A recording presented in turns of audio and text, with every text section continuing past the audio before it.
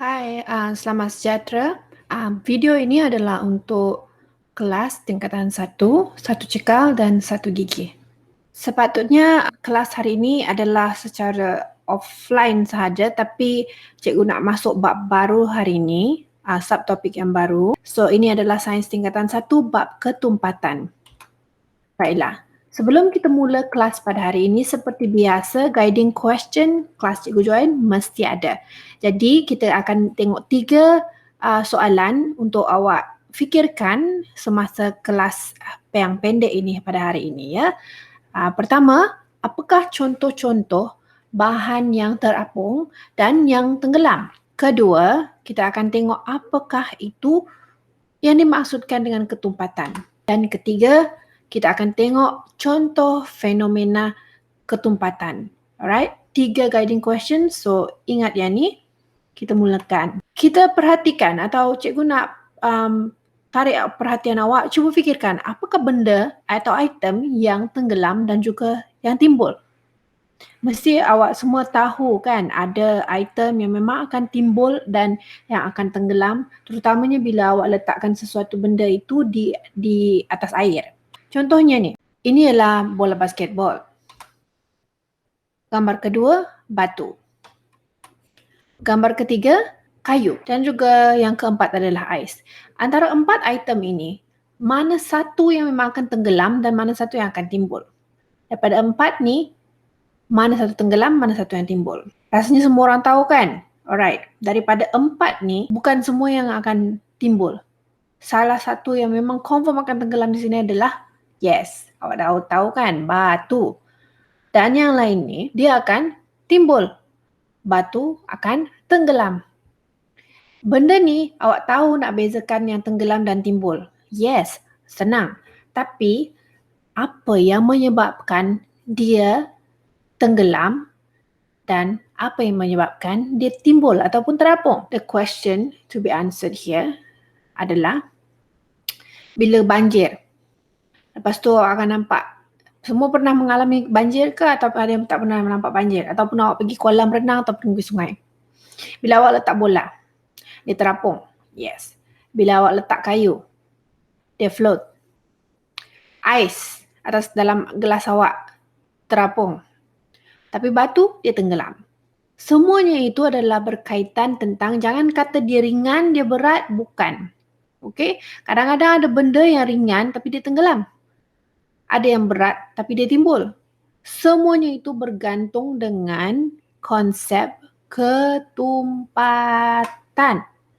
Apakah yang dimaksudkan dengan ketumpatan? Yang ini ada dalam muka surat 28 dan 29 dalam buku teks awak ya. Kalau tak pasti ataupun tak jelas dengan apa yang cikgu terangkan yang ni, awak boleh rujuk buku teks. Dalam buku teks juga telah bagi tahu bahawa ketumpatan adalah jisim per unit isi padu. Maksudnya macam mana? Bila kita ada jisim, dia dibahagikan dengan isi padu tersebut, kita boleh dapat nilai ketumpatan. Nilai ketumpatan ini cikgu katakan tadi bukan hanya bergantung dengan dia punya jisim, tapi juga isi padu memainkan peranan dia juga. Tak boleh nak faham? Okey. Kita tengok pengiraan dia yang mudah sahaja. Cikgu tak pergi terlampau detail. Cikgu just nak bagi tahu konsep dia macam ni. Kita ada satu blok butter. Butter awak tahu kan? Kalau jisim blok butter ini adalah katakanlah 500 gram. Right? 500 gram. Dan katakanlah isi padu dia adalah 80 cm padu. Alright. Kita ada jisim, kita ada isi padu. Maka dua benda ini kita boleh kira dia punya ketumpatan. Dengan rumus tadi iaitu jisim dibahagikan dengan isi padu. Ketumpatan 500 adalah jisim dengan 80 adalah isi padu. Awak bahagikan yang ini, awak akan dapat 6.25 gram per sentimeter padu. Ini adalah ketumpatan bagi blok butter tersebut. Okey, perhatikan di sini cikgu nak tarik perhatian awak. Ketumpatan punya unit adalah gram per sentimeter padu. So awak boleh nampak di sini bahawa ketumpatan bukan hanyalah jisim, bukan hanyalah isi padu, ia adalah interaksi antara dua nilai ini untuk memberikan ketumpatan kepada awak, untuk menentukan mana yang timbul, mana yang tenggelam. Boleh faham? Alright. Selepas penerangan ini, cikgu nak awak pause video ni sekejap. Selepas cikgu terangkan eksperimen di rumah yang awak boleh buat untuk melihat fenomena ketumpatan. Dia bukan eksperimen yang terlalu susah, just benda-benda yang awak boleh jumpa dalam dapur. Okey, contohnya balang biskut yang jernih tu, yang tutup merah macam tu awak boleh guna. Kalau ada mangkuk yang besar yang jernih juga boleh guna mana-mana. Gelas, semua orang ada gelas kat rumah kan? Gula, kalau ada telur, 1 biji, 2 biji pun dah cukup. Air ni, air dari pipe pun boleh gunalah. Minyak dan juga pewarna makanan. But before that, benda-benda ni adalah makanan. Okay, so kalau awak nak buat eksperimen ni, tolong tanya kepada ibu atau bapa ayah awak dulu, boleh tak saya gunakan? Mana tahulah gula awak kat rumah, telur dah tak cukup kan? Awak pergilah buat eksperimen ni, lepas tu minyak pun tak cukup. Awak pergi buat eksperimen ni, nanti dia kata membazir. So tanya dulu kebenaran, boleh tak saya guna untuk eksperimen sains?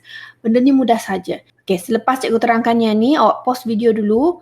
Kemudian awak pergi cari item tu dekat dapur. Okay, dan kita akan buat eksperimen ni sama-sama. Yang pertama, eksperimen itu akan kita tengok macam mana kita nak tentukan bahawa telur itu masih fresh ataupun tidak. Masih segar. Kita kadang-kadang dapat beli telur yang dah busuk kan. Dari konsep ketumpatan juga awak boleh lihat macam mana kita nak tentukan telur itu masih segar ataupun tidak. Yang kedua adalah kita nak tengok konsep ketumpatan antara air dan minyak, dan yang ketiga adalah konsep ketumpatan dari segi air gula. Itu kita akan buat sama-sama nanti. Jangan lupa ambil bahannya. Okey, eksperimen yang pertama ni adalah untuk melihat ketumpatan, konsep ketumpatan dalam ujian telur segar ataupun telur dah busuk. Ini sebiji telur, letakkan di dalam air. Dia akan tenggelam sebab dia lebih tumpat daripada air. Untuk pengetahuan awak, ada poket udara dalam telur. Jadi semakin berusia telur tersebut, lebih banyak udara akan terkumpul. Jadi ia akan menyebabkan telur itu terapung jika dia tidak segar lagi. So untuk kes ni sekarang, kedua-dua telur yang ditunjukkan adalah masih segar kerana kurang poket udara yang ada pada telur tersebut. So confirm telur ini masih segar. Kalau dia timbul, dah busuk dah tu. Alright. Okay, sekarang adalah eksperimen kedua. Kita tengok air yang berwarna. Ini letak pewarna warna biru, letak pewarna warna merah, dan seterusnya pewarna warna hijau. Kalau ada pewarna lain kat rumah awak, warna apa pun boleh jugalah, tak kisah. Alright, so kita ambil satu sudu teh, dan kita akan letakkan gula ke dalam. Hijau tu 2 sudu, yang merah 4 sudu, dan yang warna biru tu 6 sudu. Okay, so kita akan masukkan gula. Okay, kalau awak nak letak garam pun boleh juga, tapi dalam kes ni kita guna gula. Right, so 1, 2, 1, 2, 3, 4. Ini tak susah sebenarnya, macam awak buat air gula biasa kan kalau awak nak buat minuman. Yang ni biru 1, 2, 3,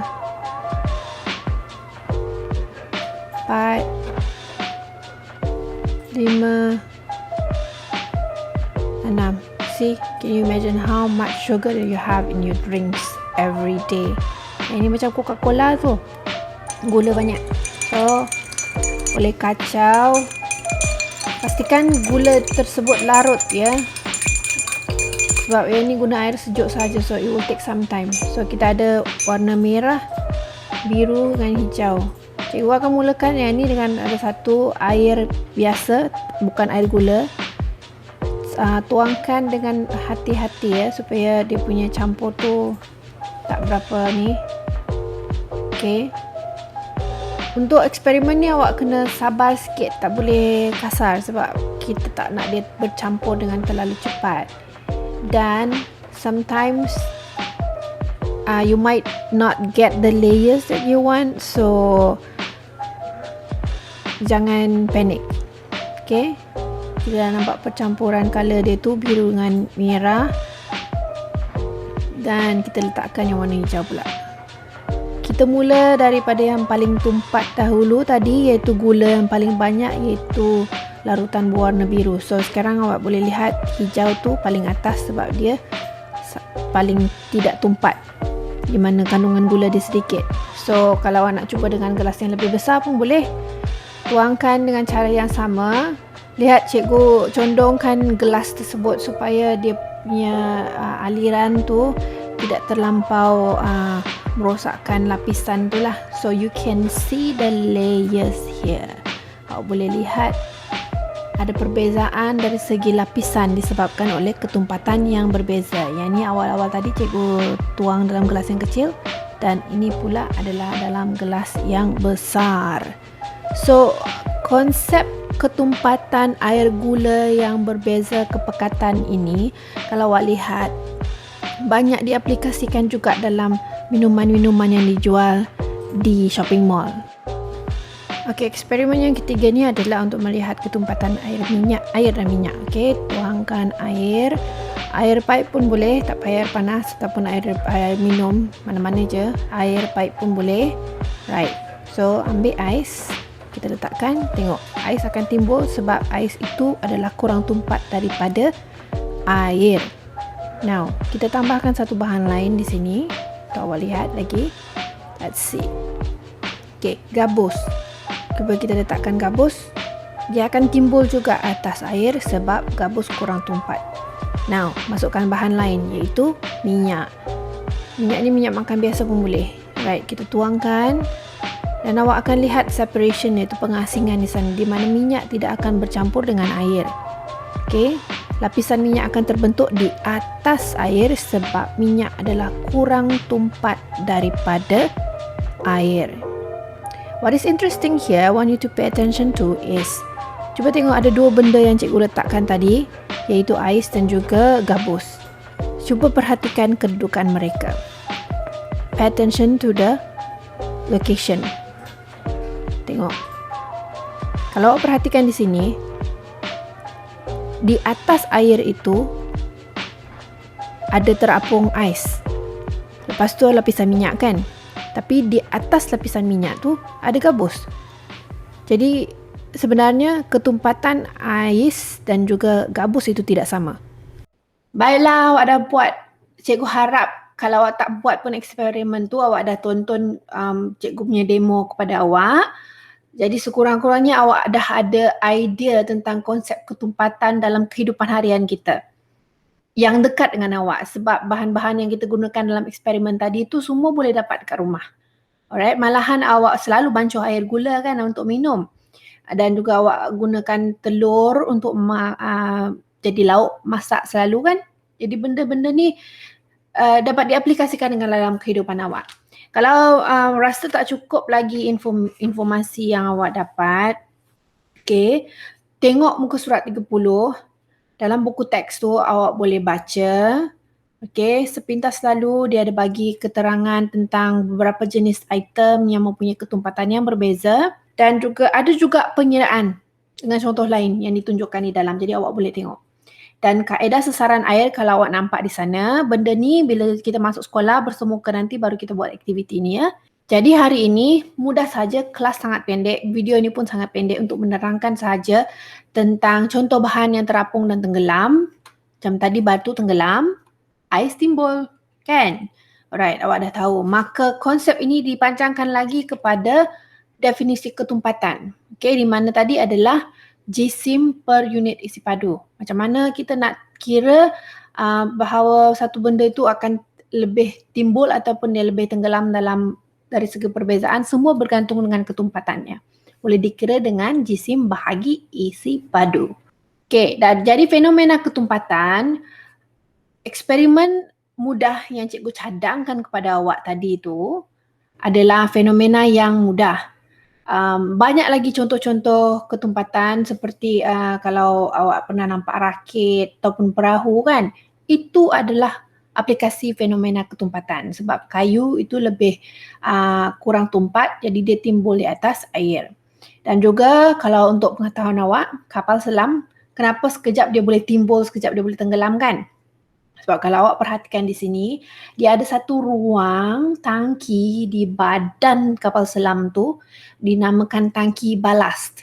Okey, tangki balast ni dia boleh isi dengan air. Tangki tu, bahagian luar badan dia tu. This is outside. Bukan dalam kapal selam tu ya. Kalau diisi dalam kapal selam tu, lemaslah orang dalam kapal selam tu. Yang ni di luar, tangki balas ni di luar. So kalau dia nak tenggelam, dia isikan air supaya dia punya ketumpatan kurang, jadi dia boleh tenggelam. Sama macam air. Bila dia nak timbul, dia buang air tu supaya ada udara masuk, maka dia pun timbul lah sebab dia kurang tempat daripada air. Itu kapal selam punya prinsip. Dan konsep tumpahan minyak di laut juga, kalau ada macam berlaku oil spill ataupun tumpahan minyak sentiasa akan berada pada permukaan atas air sebab perbezaan ketumpatan mereka. Okay, itu antara fenomena ketumpatan.